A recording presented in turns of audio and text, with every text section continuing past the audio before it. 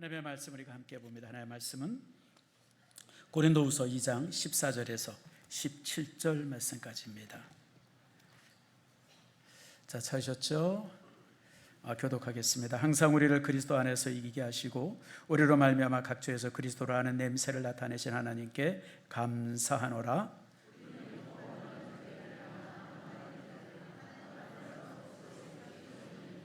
이 사람에게는 사망으로부터 사망에 이르는 냄새요, 저 사람에게는 생명으로부터 생명에 이르는 냄새라. 누가 이 일을 감당하리요?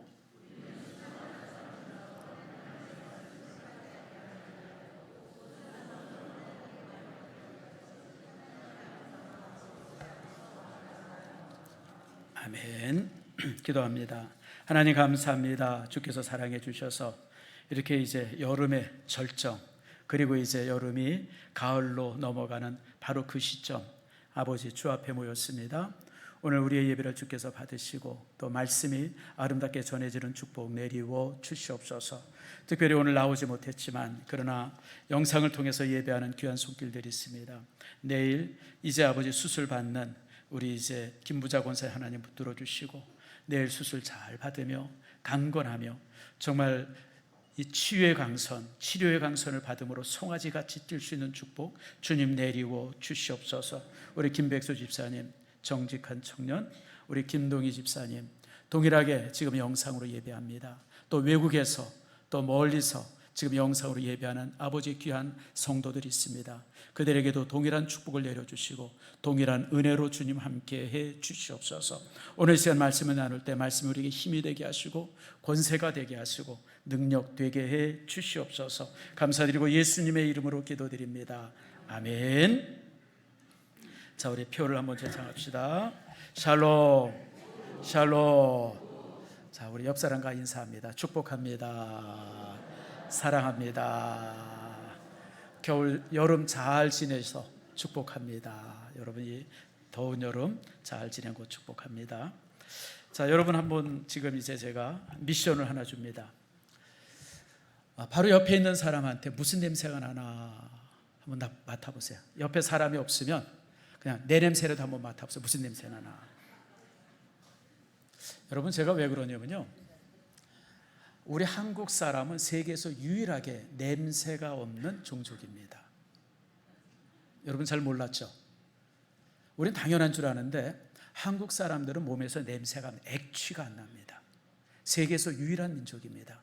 물론 이제 중국이나 일본 이런, 그 다음에 이제 이렇게 몽고 이쪽도 이제 우리랑 좀 비슷하지만 특별히 우리 한국 사람들은 냄새가 없어요. 냄새가 없습니다. 그래서 외국인들 뭐 여러분 알잖아. 저 아프리카에 있는 분들이라든지 또 성지순례나 이런 데 가서 외국인들 보면 어떤 때는 냄새가 너무 많이 나가지고 옆에 정말 있기가 어려울 정도로 역겨운데 한국 사람들은 냄새가 없어요. 진짜 없나 한번 맡아보세요. 예, 냄새가 없어요. 그런데 한국 사람한테만 나는 냄새가 있어요. 한국 사람한테만. 그러니까 외국에 나가면 그 냄새를 딱 맡아, 이 사람 한국 사람이구나. 중국 사람도 아니고 일본 사람도 아니고 베트남 사람도 아니고 이 사람은 한국 사람이라 탁 알아보는 냄새가 있어요. 그게 뭐죠? 마늘이요? 아니에요, 여러분. 한국 사람들 마늘 냄새 그렇게 심하게 안 납니다, 요즘엔. 뭘까요? 알아맞히시면 내가 이 컵이라도 뭐 하나 드릴게요. 여러분 한국 사람만 나는 냄새가 있다. 우리는 못 맡는데 외국인들은 금방 그 냄새만 보면 이 사람 한국 사람이라고 아는 냄새가 났어요. 그게 뭐냐면 피존 냄새입니다. 한국 사람들은 어디에 가나 피존 냄새가 난다. 우린 근데 항상 그 피존으로 옷을 이렇게 나중에 이제 이렇게 하고 그러니까 그런 걸 모르는데 외국 사람들은 피존 냄새가 나면 이 사람 한국 사람이구나. 금방 안 됩니다. 여러분 사람의 참 이렇게 향기 내는 게 참 중요하죠. 좋은 향기가 나면 사람에 대해서 참 이렇게 긍정적이고 참 그러죠. 근데 또 어떤 사람들은 또 이렇게 아주 좀 심하게 악취가 나는 사람도 있어요. 아무리 감추려고 해도 가려지지 않죠. 그래서 여러분들 재미있는 고사성어가 하나 있습니다. 자, 한번 같이 한번 읽어봅시다. 시작. 화향, 백리, 인향, 말리다. 여러분 제가 참 좋아하는 고사성어입니다. 여러분 꽃향기는 백리를 가요. 물론 백리 가겠습니까? 요 근처밖에 없죠. 어쨌든 우리가 보통 이제 그렇게 보죠. 그러나 사람의 향기는 얼마를 가요? 만리를 가요. 사람의 좋은 향기도 만리를 가지만 사람의 악한 악취도 만리를 갑니다. 그래서 여러분, 우리가 인생을 살면서 내가 얼마나 좋은 향기를 뿜은 사람인가 스스로 한번 잘 점검해 보세요. 여러분, 우리가 그렇잖아요. 누구 해서 어떤 이름이 나오면 그 사람이 살았던 삶이 탁 우리 안에 오죠. 그럴 때 그 사람 참 좋은 사람이었었어, 참 아까운 사람이었었어, 정말 소중한 사람인데, 이게 인양 만리죠. 반면에 또 아이고 그 사람 나쁜 사람이야, 아주 독한 사람이야, 더러운 사람이야, 악취 말립니다. 그래서 여러분들, 우리가 좋은 향기를 뿜는다고 하는 것, 물론 이제 이게 여러 가지로 나올 수 있죠. 언어도 될 수 있고, 그 사람의 인품도 될 수 있고, 인격도 될 수 있습니다. 또 그 사람이 가지고 있는 태도도 그럴 수 있어요. 여러 가지 모습 속에서 좋은 향기 있어야 됩니다. 오늘 우리가 읽은 본문이 바로 그걸 말하고 있습니다. 여러분, 각처에서 그리스도라는 냄새를 나타내시는 하나님께 감사하라. 여러분, 우리 믿음의 사람들은 믿음의 향기가 있습니다. 신향이라고 그러죠. 아니면 또 이제 천국의 향기니까 천향이라고도 그럴 수 있습니다. 어쨌든 우리 믿음의 사람들은 믿음의 향기가 있다라고 하는 거 항상 기억하시면서 오늘 이제 말씀을 함께 나눕니다. 그런데 오늘 사도 바울은 우리 믿음의 사람들이 향이 있다, 향기를 뿜어야 된다라고 말씀하면서 14절 전반절을 이렇게 말합니다. 자, 14절 전반절만 한번 읽어봅시다. 시작. 항상 우리를 그리스도 안에서 이기게 하시고, 따라합시다. 이기게 하시고. 바울이 놀라운 선언을 해요. 우리 믿음의 사람들, 우리는 어떤 사람이냐? 항상 우리를 하나님께서 그리고 그리스도께서 이기게 하셨다. 다시 말하면 세상에 살면서 한 번도 결코 접은 일이 없다라고 말해요. 여러분, 이게 이해가 잘 안 가죠. 왜냐하면 바울은 그 당시 굉장히 많은 어려움을 당했습니다. 고린도전서 1장에 보면 살 소망이 끊어질 정도로 어려움을 당했어요. 다시 말하면 절망, 나 이제 죽었구나, 이제 내 인생 끝나나 보다, 그런 절망적 상황을 사도 바울이 당했었어요. 교회도 마찬가지죠. 고린도 교회가 편안하지 않았습니다. 분란도 있었고요, 어려움도 있었고요, 심지어는 핍박도 있었고요, 여러 가지 고난들이 있었어요. 이렇게 수많은 어려움과 아픔을 당해서 어떻게 생각하면 우리는 매일매일 지는 것 같고, 매일매일 깨지는 것 같고, 매일매일 상처받는 것 같은데, 오늘 성경은 그렇게 말하지 않아요. 항상 우리를 어떻게 하셨다? 이기게 하셨다고 말씀합니다. 여기서 이제 우리가 봐야 할 중요한 내용이 있어요. 우리는 이긴다 그러면 뭐 이렇게 무슨 뭐가 싸워서 이기고, 무슨 승리하고, 아무튼 애들이 잘 되고, 뭔가 이렇게 세상적인 성공을 하면 우리가 이겼다라고 생각을 갖는데, 오늘 성경은 그걸 말하지 않습니다. 오늘 그런 것으로 우리가 이긴 것이 아니라 그리스도 안에서 우리가 이겼다라고 오늘 우리에게 말씀하고 있어요. 우리 그리스도 안에서. 자, 여러분 영화 배너 보셨죠? 아주 오래된 영화죠. 벌써 한 80년 가까이 된 영화네요. 그 영화는 아주 기독교 역사에 있어서 최고의 영화 중에 하나죠. 이제 그때 출애굽기, 배너 이런 영화가 1950년대, 60년대 나오면서 굉장히 있었어요. 근데 그 장면 한번 기억해 봅시다. 거기 배너가 이제 노예로 붙들려 가죠. 그리고 이제 그 갤리손이라고 하는 배 밑에서 이제 노젓는 이제 그 노자비가 됩니다. 그 당시에는 이 노자비를 전쟁이 나면 쇠사슬에 채웠습니다. 왜냐하면 막 위험하고 그러면 도망가기 때문에. 그래서 배가 침몰하면 이제 그 노자비들도 같이 침몰해서 죽었어요. 근데 거기 장면에 보니까 그 사령관이 타는 배에 이제 노자비였었는데, 배너를 볼 때 참 신기했던 거예요.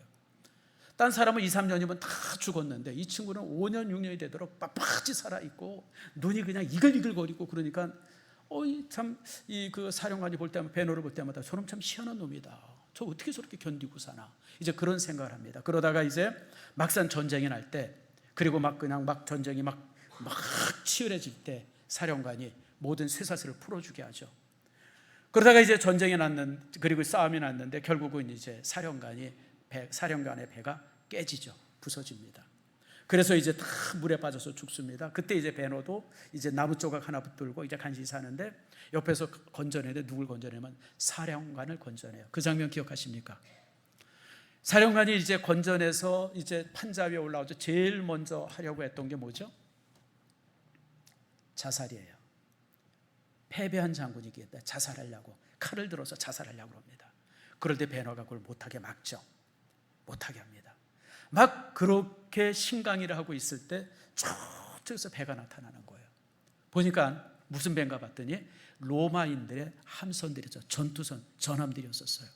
그러면서 그들이 이제 와가지고 사령관을 올리면서 뭐라 하냐면 각하 승리했습니다.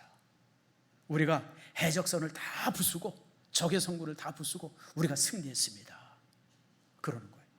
그래서 전투에서 패배했던, 그리고 이제 이 장군이 그 이제 로마의 뭐로 있었냐면 개선 장군으로 입성을 합니다.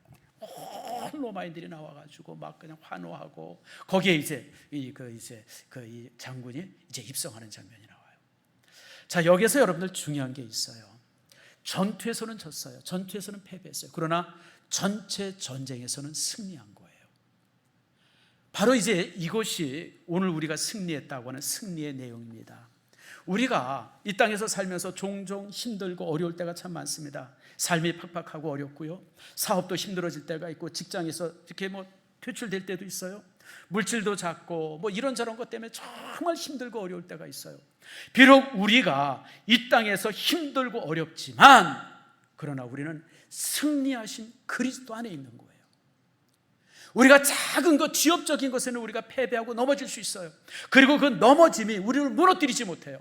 우리는 그런 넘어지면서 다시 일어서고 넘어지면서 다시 일어서요. 왜냐하면 우리는 그리스도 안에 있기 때문에 그래요. 승리하신 그리스도 안에 있기 때문에 아무리 힘들어도 우리는 다시 일어설 수 있고요, 승리하신 그리스도 안에 있기 때문에 우리가 아무리 고통스러워도 우리가 절망하지 않습니다. 그래서 예수님께서는 요한복음 16장에 이렇게 말씀하십니다. 자, 여러분 같이 한번 읽어봅시다. 시작. 세상에서 너희가 환난을 당하나 담대하라. 내가 세상을 이겼노라. 아멘 하십니까? 따라합시다. 내가 세상을 이겼다. 오늘 예수님께서 우리에게 주신 말씀이에요. 내가 세상을 이겼어. 너희의 구주가 되고 너를 죽음에서 사망에서 건진 내가 세상을 이겼어. 그리고 너는 내 안에 있어. 내가 너를 품고 있어. 그렇기 때문에 우리가 이 땅에 살면서 종종 어려움을 당하고 힘듦을 당해도 우리가 낙심하지 않는 이유가 여기에 있어요. 여러분도 마찬가지지만 저라고 힘들 때가 없었겠습니까? 저도 어려울 때 너무 많았죠. 여러분 개척하면서 여기까지 오면서 얼마나 힘든 적이 많았겠어요. 참 지난 세월 이렇게 생각해 보면 참 하나님의 은혜 아니었으면 어떻게 살았을까, 이랬던 시절이 참 많았습니다. 그런데 여러분, 저도 그런 시절을, 그리고 그런 시점 있으면서 어떤 때는 낙심도 되기도 하고 힘들기도 했지만 한 번도 절망해 보지 않았어요. 왜요? 나는 누구 안에? 그리스도 안에 있기 때문에 그래요. 이미 나는 승리했어요. 나는 이긴 사람이에요. 이긴 자예요. 지금 당장 조금 어렵고 힘들고 환난당하고 어려움당하고 윽박당하고 돈도 없고 어떤 때는 쪼그러들고 그러지만 걱정할 필요가 없어요. 나는 이미 승리한 존재이기 때문에 그래요. 여러분, 이 믿음을 갖는 여러분들 되어지기를 축복합니다. 예수님께서는 십자가를 통해서 모든 것을 이기셨어요. 죄를 이기셨고 권세를 이기셨고 폭력을 이기셨어요. 죽음까지도 이기셨어요. 우리는 그 모든 것을 이기신 주님의 승리의 그 항렬 속에 우리는 그 자리에 함께하고 있는 거예요. 그러므로 오늘 사도 바울은 우리에게 말합니다. 그리스도 안에서 어떻게 이기게 하시고, 내가 지금 당장은 힘들고 돈도 없고 내가 지금 늙기도 하고 몸도 건강하지 않고 내가 여러 가지로 참 고생이 많으나, 그러나 나는 어디 안에 있냐면 그리스도 안에 있어요. 승리자 안에 있어요. 승리하신 주님 안에 있는 거예요. 그러므로 오늘 사도 바울은 우리에게 말합니다. 항상 우리를 그리스도 안에서 어떻게 해요? 이기게 하시고. 여러분, 이 사실을 잊지 않길 바랍니다. 그렇기 때문에 이렇게 이긴 우리는 여러분, 이긴 자의 향이 있어요. 옛날에 이 장군이 승리해서 다 행군을 하면 뒤에다 큰 향도를 하나 폈답니다. 그게 승리의 향기예요. 우리는 이긴 자는 그런 향이 있죠. 여러분, 우리가 이 땅에 살다 보면 각자 사람들마다 향이 있어요. 오늘 그 향을 오늘 우리에게 말합니다. 그래서 이제 14장 후반절이 이렇게 말합니다. 따라합시다. 우리로 말미암아 각처에서 그리스도를 아는 냄새를, 그리스도의 향기를 우리가 바라는 이런 모습이 우리 안에 있게 되어지는 겁니다. 여러분, 우리 믿음의 사람들은요, 이 땅에 살면서 그리스도를 아는 냄새를 풍겨야 할 그런 존재가 되어집니다. 그런데 여기에 중요한 말씀 몇 가지가 있어요. 여기 첫 번째가 뭐냐면 나라고 하는, 우리를이라고 하는 단어입니다. 종종 그런 생각을 해요. 내가 이제 교회 다닌 지 1년도 안 됐는데, 예수 믿은 지 내가 두세 달밖에 안 됐는데, 내가 무슨 믿음의 향기가 있을까? 아니에요, 여러분들. 우리가 예수 믿는 그 순간 우리의 존재가 달라지는 겁니다. 우리가 새로운 옷을 입고 새로운 존재가 되어지기 때문에 그 순간 우리는, 여러분, 그리스도를 아는 냄새를 이렇게 낼 수밖에 없는 그런 존재가 되어집니다. 여러분, 예수를 아는 예수님의 향기는 무슨 목사나 장로나 권사나 무슨 교회 특별한 직분을 가지고 있는 이런 사람들만이 내는 냄새가 아니에요. 이거는 교회 다니는 모든 성도들이 내야 하는 그런 향기라고 하는 사실을 오늘 우리에게 말씀합니다. 두 번째가 이제 각처라고 하는 겁니다. 각처라고 하는 것이 뭐예요? 내가 있는 모든 장소에서 향기를 내야 된다고 하는 거예요. 내가 있는 모든. 참 우리 믿음의 사람들이 여기서 항상 실수할 때가 많죠. 중국에 보면 전에 한번 중국에 갔다가 제가 봤던 건데 변검이라는 게 있더라고요. 그게 뭐냐면 얼굴의 모양을 바꾸는 거예요. 여러분도 보셨을 거예요. 손오공처럼 옷 입고 나와가지고 막 이러는데 그냥 갑자기 고개를 돌렸다가 하면 얼굴이 달라져요. 보신 분 있죠? TV에서도 가끔 그런 장면이 나와요. 난 그거 보고 얼마나 놀랐는지 몰라요. 세상에 저렇게 삽시간에 얼굴을 바꾸나. 우리 믿음의 사람이요, 삽시간에 얼굴을 바꾸는 사람들이 종종 있어요. 옆 사람 봅시다. 그래, 안 그래요? 안 그러죠? 근데 여러분, 우리 믿음의 사람이요, 교회에서 쓰는 가면이 있고, 직장에 나가서 쓰는 가면이 있고, 여행 가서 쓰는 가면이 있고, 가면이 한 수십 개 되어져요. 그래서 그냥 그때마다 그 상황에서 언제나 바꿔가면서 가면을 쓰는 사람들이 있습니다. 변검의 신앙이죠. 여러분, 잘못된 신앙입니다. 우리 믿음의 사람은 어디서나 동일해야 돼요. 우리가 교회에서 가졌던 내 모습이 가정에서도 그대로 내 모습이 돼야 돼요. 그리고 교회에서 가졌던 내 모습이 직장에 가서도 변함없는 내 모습이 돼야 됩니다. 여러분, 여행 가서도 마찬가지예요. 어딜 가든지 간에 내 모습 그대로 나타내야 돼요. 이게 기독교인의 자존심이에요. 기독교인들은, 믿음의 사람은요, 어디 가서나 자신의 모습을 그대로 가져야 돼요. 제가 전주에 설명했던 것처럼 이 험한 세상, 정신없는 세상 안에서 내가 어떻게 세상에 잘 적응해서 살 것인가를 여러분 고민하지 말고, 상황이 어떻게 변하든지 어떤 상황이든지 변함없는 내 모습을 갖는 것, 그것이 바로 믿음의 사람이어야 돼요. 여러분, 저는 여러분이 그렇게 살기를 축복합니다. 저는 참 지금까지 그렇게 살려고 참으로 많이 했었던 목사 중에 하나, 제가 일산 신성교회 담임 목사 아닙니까? 일산 신성교회에서만 담임 목사가 아니라 제가 어딜 가도 일산 신성교회 담임 목사가 되어야 돼요. 노회 가도 일산 신성교회 담임 목사로서, 내가 선교제 가도 일산 신성교회 담임 목사로서, 내가 누구를 만나도 어느 장소에 가도 항상 나는 일산 신성교회 담임 목사로서의 어떤 이런 정체를 가지고 있어야 돼요. 그게 정직한 삶입니다. 그게 믿음에서 그렇게 살 때 여러분, 그 나로부터 그리스도의 향기가 발해지는 거예요. 그래서 아가서에서 이렇게 말합니다. 자, 같이 한번 읽어봅시다. 시작. 북풍아 일어나라, 남풍아 와라, 나의 동산에 불어서 향기를 날리라. 북풍이라고 하는 것은 역경이죠. 남풍은 순풍입니다. 내 삶에 역경이 오든지 순풍이 오든지 우리가 변함이 없어야 돼요. 저는 지금도 기억나요. 한 40년 됐네요. 제가 부목사 시절입니다. 그때 이제 기사 집사님이 있었는데 이분이 누구랑 싸움이 붙었어요. 싸우는 거예요.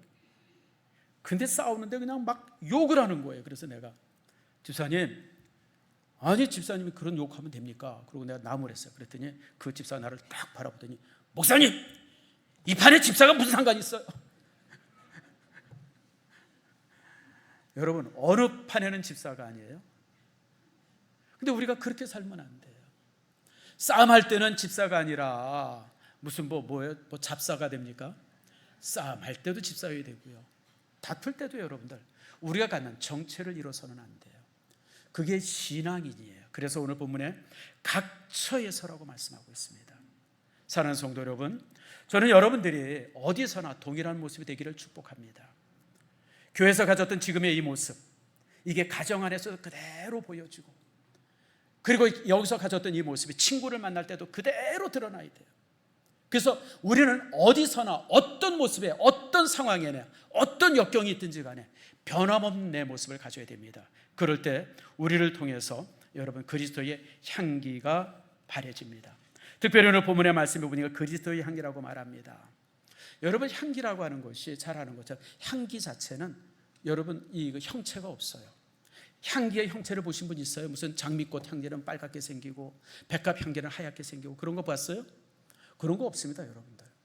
향은 실체가 없어요. 그런데 그 향을 맡으면 실체가 뭔지를 알아요. 여러분, 이게 중요한 거예요. 여러분, 우리가 장미향을 맡으면 여기도 장미가 있나 보다, 우리가 그걸 알죠. 그리고 또 우리가 백합 향기를 맡으면 여기가 백합이 있나 보다.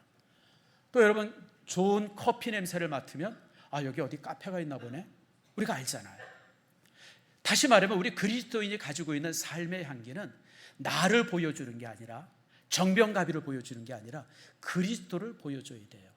여러분, 그것이 여러분 우리가 가져야 될 향의 모습이라고 하는 겁니다. 여러분, 이거는요 기독교 역사에서도 너무너무 중요한 사실이에요. 그 역사를 보면요 참 이 부분에 대해서 우리가 생각해 볼 부분이 있어요. 여러분 잘 아는 것처럼 17세기, 18세기를 갖다가 대항해 시대라고 합니다. 이제 스페인에서 그 콜럼버스가 배를 타고 미 대륙을 발견하고, 그러니까 옆에 있던 포르투갈이 이게 뭐야, 우리는 뭐지? 그러가지고 이제 배를 가지고 엘리케 왕자가 배를 보내죠. 그래서 이제 그 배가 아프리카를 건너가지고 인도양을 발견하고 인도를 발견, 아시아를 발견합니다.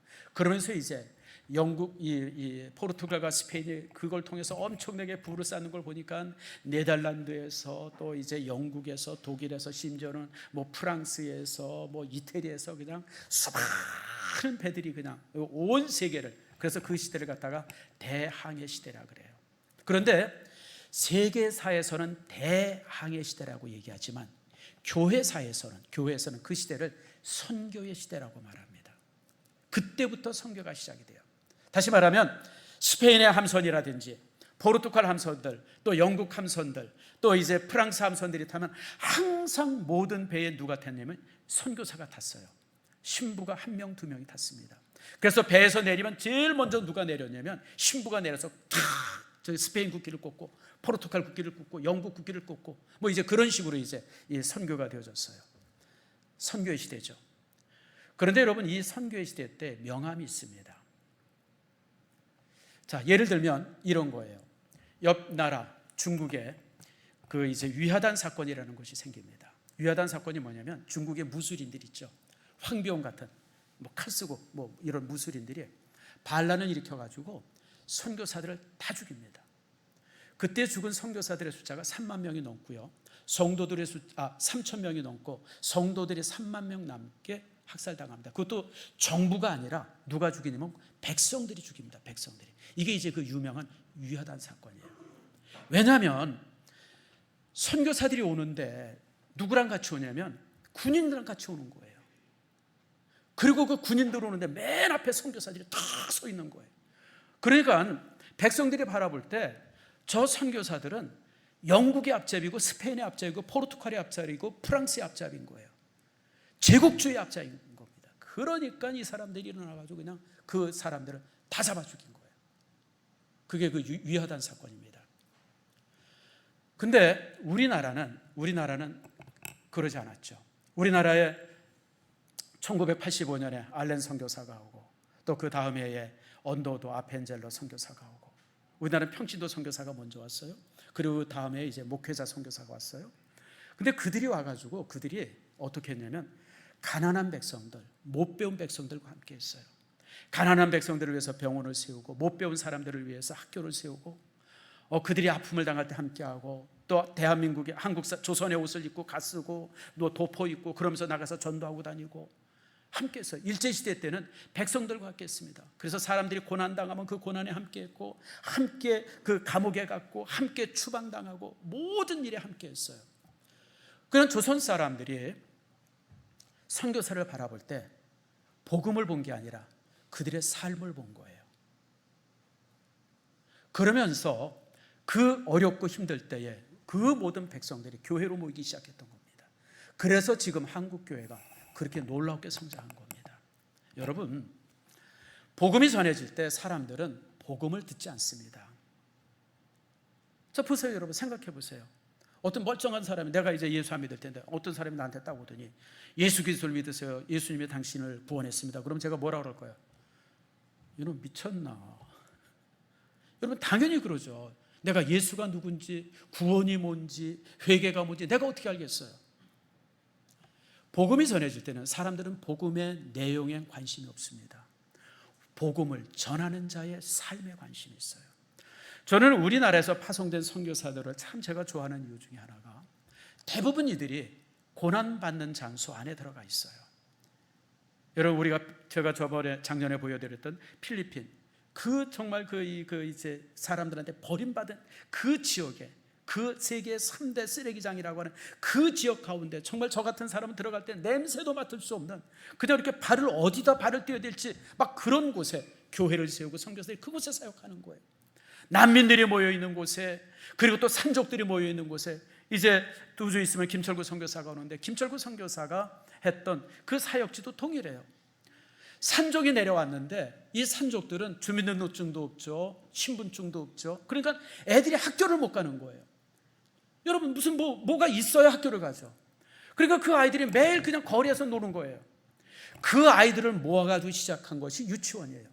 그 아이들이 또 나이가 들면서 초등학교 되고, 그 아이가 크면서 중학교 되고 고등학교 되고, 그래서 이제 그 아이들 중심으로 지금 대학을 세우는 겁니다. 모든 사람들이 외면하는 사람들, 바로 그들 속에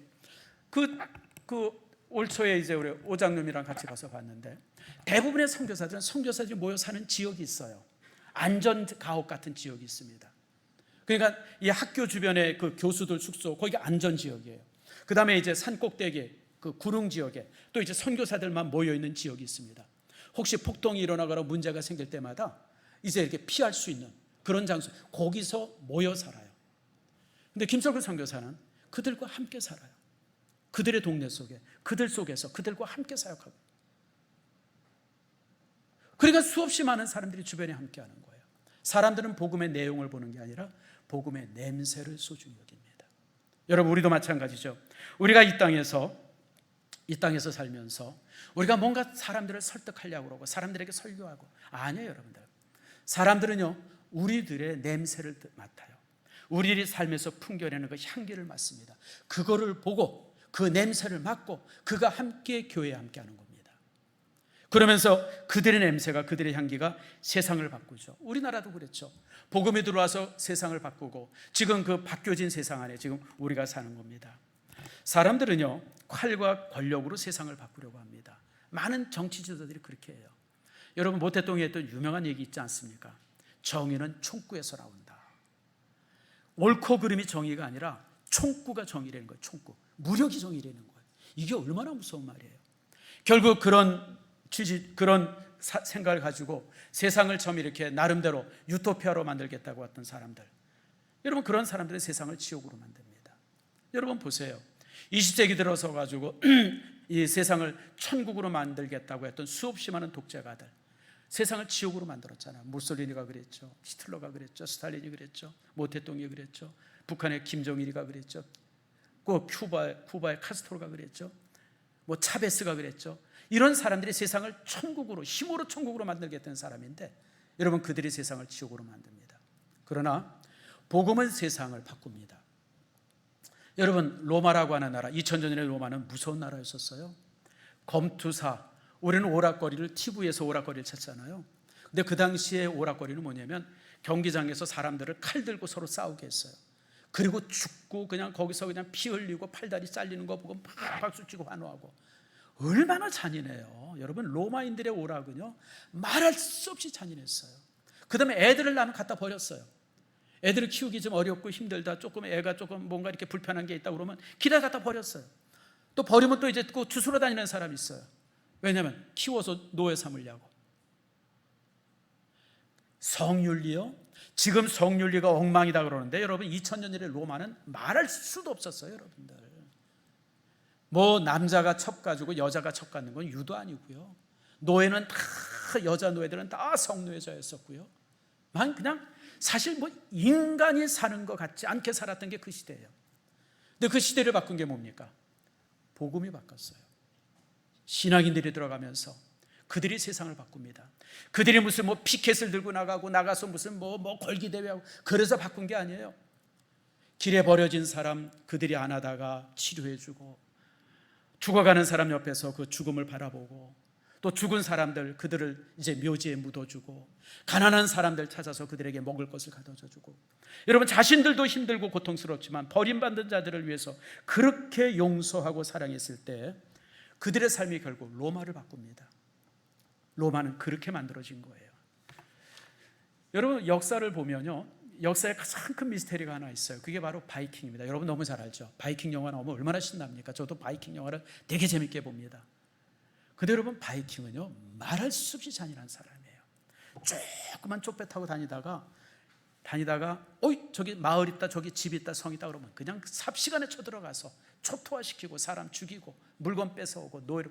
그래서 바이킹이요 8세기 때 나타나가지고 9세기 10세기 한 300년 동안 유럽 전체를 피바다로 만들었어요.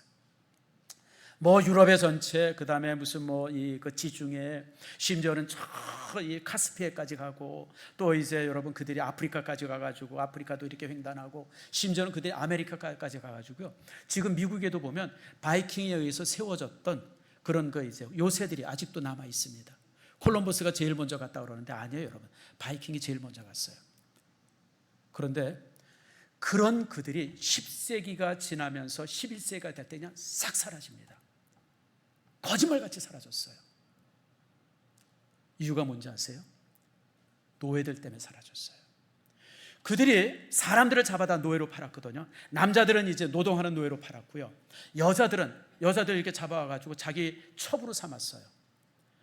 근데 이 첩으로 삼았던 여인들이 아이를 낳으면서 자신의 아이들을 신앙으로 교육하기 시작했어요. 믿음의 교육을 시작했습니다. 그러면서 바이킹의 2세들이 한 사람 두 사람 믿음의 사람이 되기 시작한 거예요. 그리고 어머님의 삶을 보면서 신앙으로 변화되기 시작했어요. 그래서 유명한 사건이 하나 있었는데, 여러분 우리가 이 컴퓨터라든지 이런 거 하면 블루투스라는 거 있죠. 블루투스가 뭐예요? 푸른 이빨이잖아요. 그 블루투스로 별명이 블루투스라고 하는 왕인데, 이 사람이 이제 이제 덴마크 사람인데, 덴마크와 스웨덴이랑 그 다음에 이제 노르웨이 세 나라를 연합을 시킵니다. 통일을 시켜요. 통일을 시켜가지고 한 나라를 만들어요. 한 나라를 만들고 제일 먼저 했던 게 뭔지 아세요? 세례를 받았어요. 세례받고 또 자기 부하들을 다 세례받게 하면서 한순간에 그 바이킹의 나라를 기독교국이 만들게 됩니다. 그러면서 유럽에 바이킹의 학살이 끝납니다. 세상은 복음이 바꿉니다. 권리에서 바꾸는 것이 아니라 우리가 어떤 곳에 어느 모습이든지 그곳에 가서 우리가 복음의 향기를 발할 때, 그것이 조금 늦는 것 같지만 결국 그것들이 세상을 바꾸는 것을 보게 되어져요. 자, 그러면서 오늘 본문에 이렇게 말합니다. 자, 15절과 16절인데 같이 한번 읽겠습니다. 우리는 구원받은 자들에게나 망하는 자들에게나 하나님 앞에서 그리스도의 향기니, 이 사람에게는 사망으로부터 사망에 이르는 냄새요, 저 사람에게는 생명으로부터 생명에 이르는 냄새라. 누가 이 일을 감당하랴. 이게 무서운 말이 나와요. 똑같이 복음의 향기가 전해지는데 어떤 사람은 그 향기를 맡고 생명을 얻지만 어떤 사람은 그 향기를 맡고 사망을 갖는다는 거예요. 여러분 이상하잖아요. 어떤 사람에게는 복음의 향기를 맡고 생명의 길을 찾아요. 반대로 어떤 사람은 그 향기 때문에 죽음에 이르는 겁니다. 여러분 예수님 시대에 예수님의 설교를 들었던 사람들이 어때요? 수많은 사람들이 예수님의 설교를 듣고 그곳에서 변화되어지고 새로워졌지만 일부 사람들은 예수님의 설교를 듣고 증오를 키웁니다. 아니 저 예수가 우리를 공격해, 우리를 비난해, 이 겁대가리가 없네. 그래서 쥐들끼리 모여가지고 결정한 게 뭐예요? 예수를 죽이고자 인원하니라. 여러분, 복음이 세계 모든 사람들에게 생명을 주지 않습니다. 하나님께서 택한 사람들에게 생명을 주고요, 그렇지 않은 사람은 사망을 줍니다. 그러므로 여러분들이 이제 우리가 9월 달부터 이제 전도 대회를 시작하고 또 이제 우리가 하반기 복음을 전할 텐데, 우리가 이 사람 저 사람에게 복음을 전하고 복음을 전할 때 상이한 반응이 나타나요.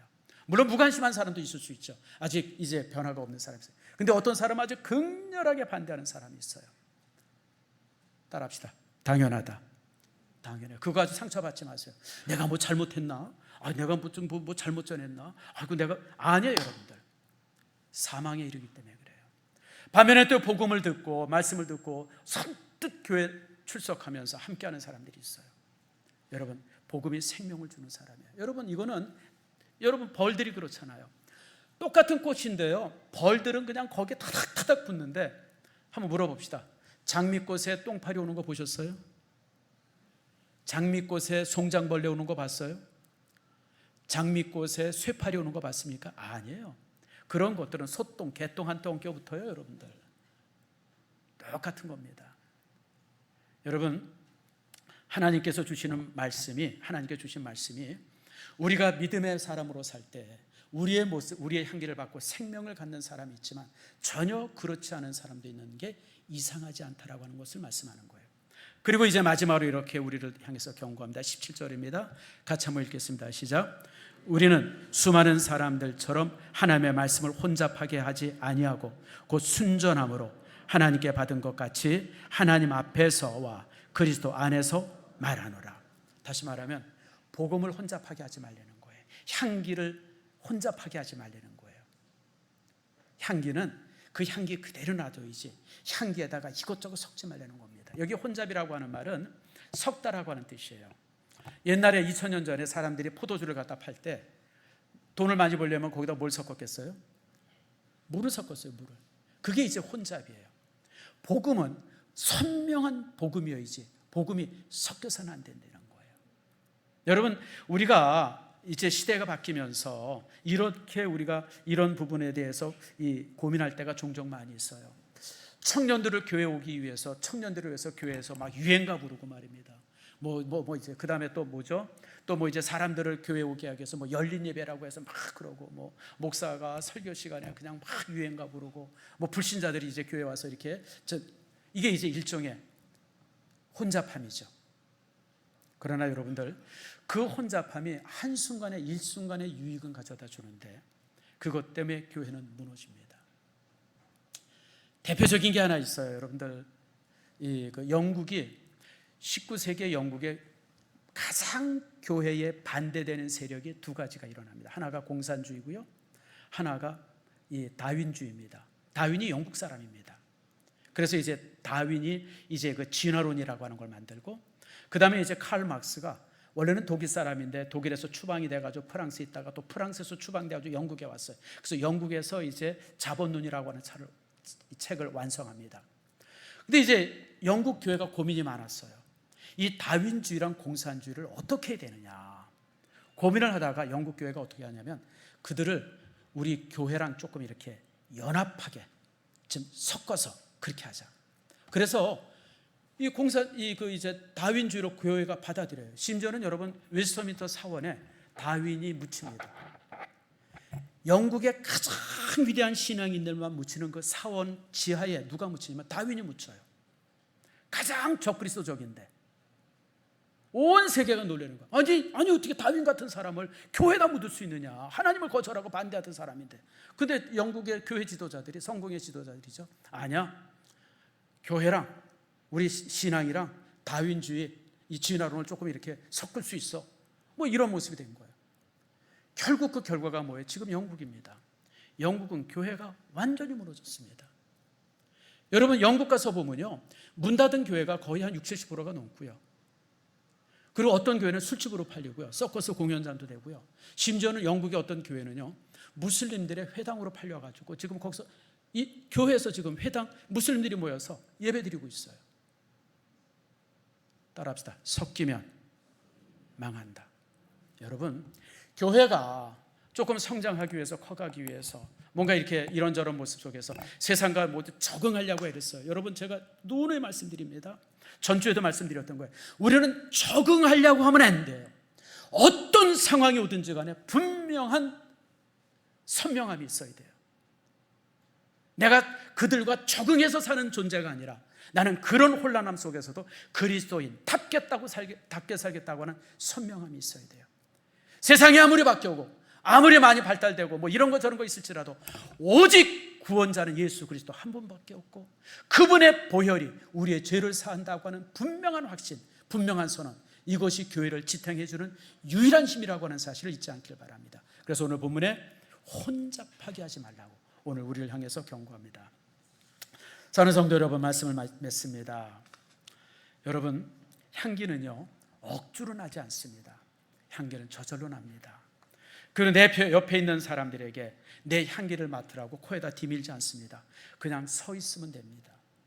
우리가 직장에서나 가정 안에서 여러 삶 속에서 그리스도인답게만 살면 여러분, 나로 인해서 향기가 저절로 나게 되어지고, 그리고 저절로 나는 향기는 내 가정을 바꾸고 직장을 바꾸고 세상을 바꿉니다. 느린 것 같죠? 절대 느리지 않습니다. 그게 완전한 혁명입니다. 그러면 여러분들, 기독교인의 혁명은 피켓을 들고 힘을 들고 가서 외치는 게 아니라 어디서나 그리스도의 향기 나는 존재로 살면 됩니다. 그것이 여러분들 비겁하게 사는 것도 아니고 그것이 약하게 사는 것도 아닙니다. 그게 가장 용기 있는 삶이에요. 다시 말씀드립니다. 적응하려고 애쓰지 마세요. 세상은 절대 우리가 적응해야 될 때가 아니에요. 어디서나 선명하게 그리스도인답게 사세요. 그것이 여러분들을 구원하는, 그리고 이 땅의 교회를 든든히 세우는, 그리고 이 민족을 새롭게 하는 유일한 방법임을 기억하시길 바랍니다.